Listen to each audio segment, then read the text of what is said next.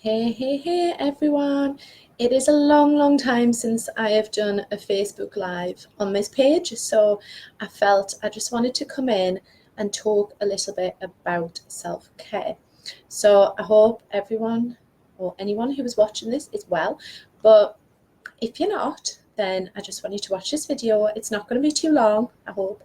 I don't have any notes. I always work sort of just off the cuff and just ask what I need to say and what messages need to be said and what needs to be heard. So I was thinking earlier on about self-care, and the word's often presented a lot in social media.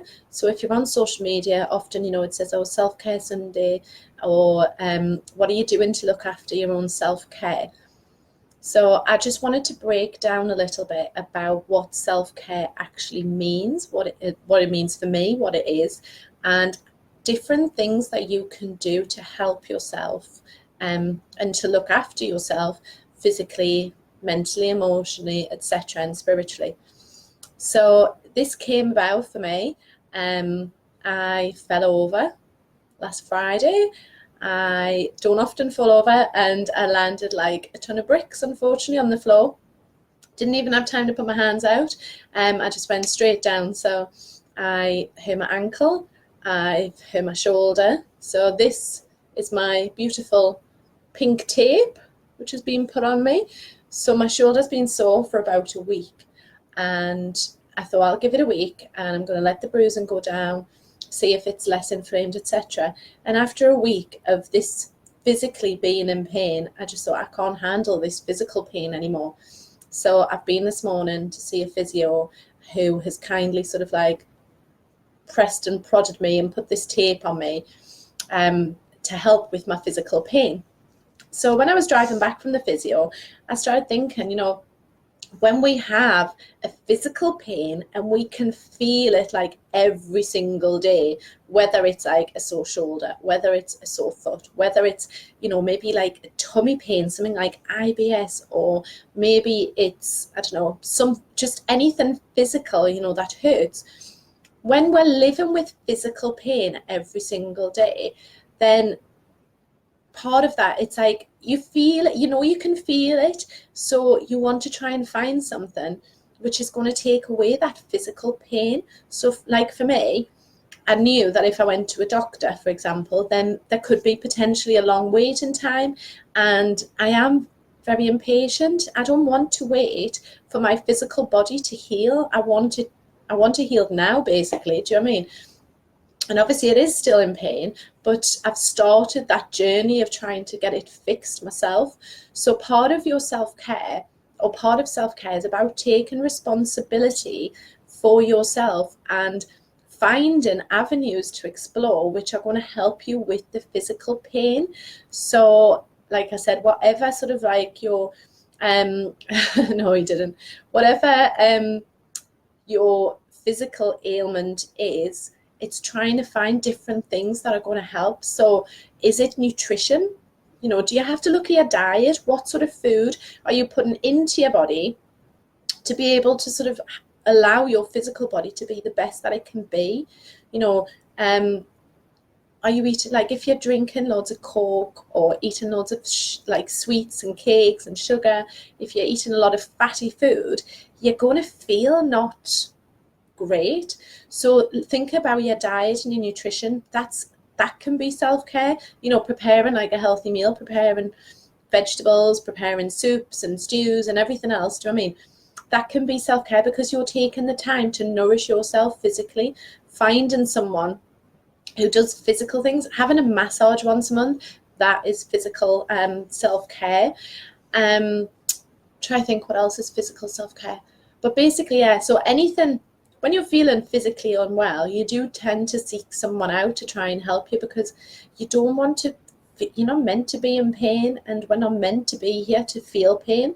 So look at your diet, look at nutrition, exercise. Are you moving? Yeah, are you walking? Are you getting around? So even when we sometimes have things like this has stopped me doing yoga for the last week, and I can feel it in the rest of my body, but I've been out walking, which is fine.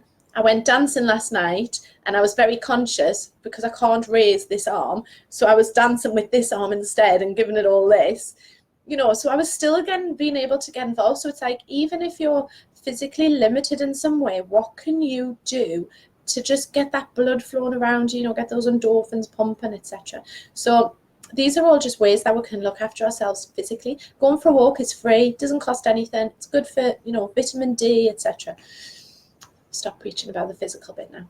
And then the mentally and emotional side of us, when we're thinking about our self-care, sometimes that can go amiss a bit because we're not always conscious maybe of the fact that we need some sort of emotional healing, or that we need something a bit more than physical. So, we might have felt a bit changed our diet, we've gone for a massage, we've fixed the physical bits. So it's like, right, what's next? What else can I do? Because I'm still not feeling great. So if you're still not feeling great, it's thinking about, right, emotionally, what do I need? So if, for example, you're working 9 till 5, you're coming home, you're switching the TV on, you're vegging out from the TV, you're going to bed, you're getting up the next day and you're doing the same again. You're not allowing any space then for creativity to come through, and you're not allowing for any space for you for you to grow, for you to learn how to be still, to be mindful, practicing gratitude. All these different things are elements of self-care. So being grateful for what you already have, even if you think, oh my God, I've got nothing, like literally nothing, you still got you, so being grateful for your physical body, being grateful for who you are, being grateful for, your sense of humor, for example, being grateful that you're maybe confident. So you can be grateful for your personality sort of traits if you literally have nothing materialistically around you. If you do have a home, be grateful for that. If you have a car to get you to places, be grateful for that. So just practicing these little bits of gratitude comes under the umbrella of self-care. Being mindful, thinking about today in the present, self-care. Meditation, is a form of self-care. And when I was thinking about doing this video earlier about self-care, part of what came to me as well was that part of it lies, and I believe, to do with self-worth. So if you're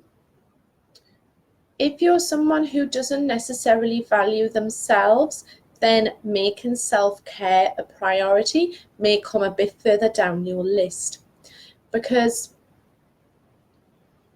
when you start to really look after you, to think about yourself, and by the way, it's not selfish. Self-care is more selfless than selfish, because by you practicing self-care means then you have more time, more space, it makes you more available for those around you that you love, and it makes you calmer, makes you happier, which can only then have like a good positive effect for those around you. So if anyone's trying to make you feel guilty for spending time meditating, or for spending time doing some exercise, or doing anything that you love, then you might want to just reevaluate and think, well, actually, this is something that is having a positive effect on me, and this is what I love to do. So then it's about allowing yourself to have those conversations.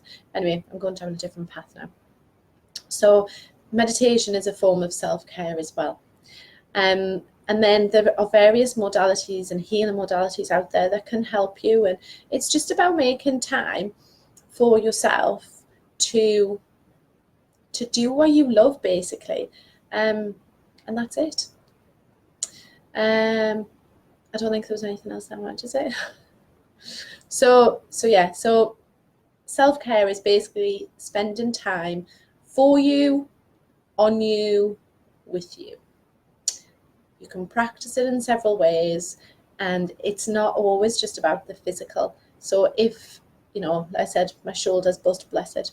But if you're heartbroken over something as well, there's things out there that can help you. You don't have to stay in this state of heartbrokenness forever, if that's a word. Sometimes make up words. Finding different outlets, finding different healing modalities, finding things that will help you to move forward in your journey, I feel is very important. So I will leave those little tips with you. And let me see what Haley said. Today's my day off, my day to get back into routine self-care as I've let slip and something I usually practice. Journalism, yeah. So journaling as well, yeah. So writing down things, you know, that bother you, etc. Can really help. Okay, I'm going to be, I think, I'm planning to come back and do monthly pay as you feel readings potentially. No, I haven't decided yet. We'll see. Maybe next month. So keep your eyes out for that. Anyway, speak to you all soon. Bye.